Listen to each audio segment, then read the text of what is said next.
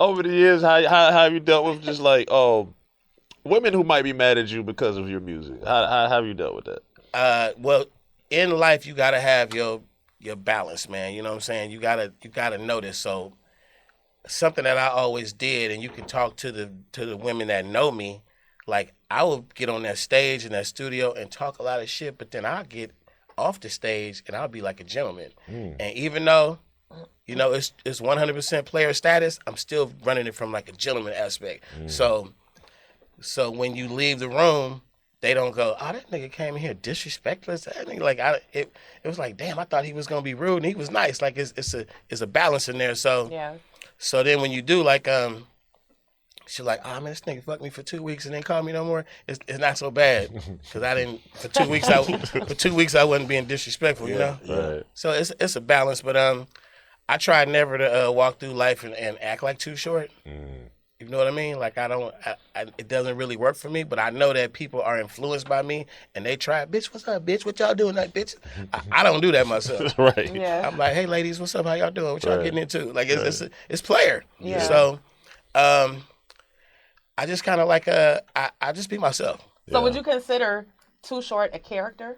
It's definitely some shit I made up in my room when I was in high school. Just I made the shit up, but it's real ingredients. You know what I mean? Yeah. Okay. It's not. I didn't have to go out. I ain't never lie. I did not go out and pimp all the hoes in Oakland and on the road. But you got the game from the true Max and gave it back to the exactly. Yeah. I represent the game, but at the same time, hoes have walked up to me and handed me all kind of money. I don't give it back. I keep it. But I never was like, bitch, you better make the quota every day. Like, I had a hoe. Like you were never a police pimp. Yeah, no, I had a hoe give me money for years. I never once said, what time you get off work? When you going? She's just like, I got something for you. Okay. This girl walked up to me at a club in Las Vegas and said, I quote her, I never forget her quote. She said, nigga, you the reason why I'm hoeing, and handed me a little thing of money. It was like tiny. A bankroll. It was tiny. But I looked at it. It was a crowded club. I looked at it later. It was $1,800 bills. I was like, okay. That's the game coming back to you. Yeah. Wow. Yeah. What's if a young nigga pulled up on you who just got into this shit and asked you the key to longevity, what you'll tell him? I just think, the work ethic has always been it for me. Like, and I noticed the people who win in this game are always the overachievers. They're the ones who put in the most work. So you sitting there measuring talent and skills and all the looks and all this shit, but it's really the hustler, man. The hustler wins in this. Facts. And my whole life I've been a hustler, like really my feet on the pavement. I started off on, people say Too Short sold tapes out his trunk. Nigga, we was on foot. We didn't have a car. We was literally on the bus with a fucking paper bag full of cassette tapes and selling in the hood and shit. So I just think it's the hustle, man. I tell a motherfucker, when you put in all this work and you get your foot in the door and you look around and you like, oh shit, I'm on stage, they love me. I made it. Like that, like you should look at it like the opposite of that. You like, this is where it starts. Started, yeah. And then every time You got to try to figure out how to keep that shit going. every time you set these goals and you achieve them, whether you do or not, when you get to that point, say some more. I'm just starting. It starts all over again. Exactly. It ain't no end game. Right. And when you think like that, you the winner. Exactly. You gonna win. Never satisfied. Yeah, and that's just, I mean, it's a philosophy that is easily said, but it really requires you. Like, if you're the kind of motherfucker that stay up till 4 in the morning kicking it, you still got to get up at 9 and hustle. Like, you can't be the guy who sleeps all day. You can't be the guy who delegates and you, like, laying around, the money coming in, you like, hey, man, go do that, man. You do that. Like, if you ain't doing it, it's going to get away from you. So, Facts. I'm hands-on. They always say, like, man, let me do it. Like, nah, bro, I got it. I carry these boxes. I'll do the shit. I'll do the edit, whatever. Right. So, I tell a motherfucker, hustle hard. That's all. What year would you say your rap career started? Well, I had a high school career at a rap party named Freddie B, and we were really popular around the Bay. It was cassette tapes we sold. Everybody duplicating them. We was hot. We used to DJ house parties in the hood. No matter where we showed up at a dance, whatever, they loved us. And then I had my little independent career where, I was on 75 Girls Records. That was a little independent label out of Oakland. Then I started my own independent label, Dangerous Music. And then I signed to Jive, and the shit went big. I'm on the Easy E called me up. I'm on the the Straight Outta Compton tour, and I think shit just started there. That's why I really feel like the shit happened. Right. Was that Straight Outta Compton tour? I was independent, having a lot of money. Jive Records came along, signed us, and then I dropped the album Life Is Too Short. It's my first time getting like a radio song. I'm on the radio. I'm on MTV Raps and all this shit. And then Easy Call say you want to go on the tour, get out on the stage. It's like 15, 20,000, 25,000 sold out. And man, I'm like, okay. So they gave me this much money to make an album. Then I go out and I get this much to be on tour. I'm like, nigga, put me back in the studio. I'm gonna do this shit again. Right. Let me ask you something about that tour too. What I was kind of trying to get that. So, and correct me if I'm wrong. In your whole career, you never had security? But not like I didn't have security. Okay. I didn't have a bodyguard. You didn't have a bodyguard. I got you. Like we was secure. Right. Like it was safe. I had I brought the right homies. I brought I used to go on tour with like, okay, this is what I consider real security. So we all hanging out.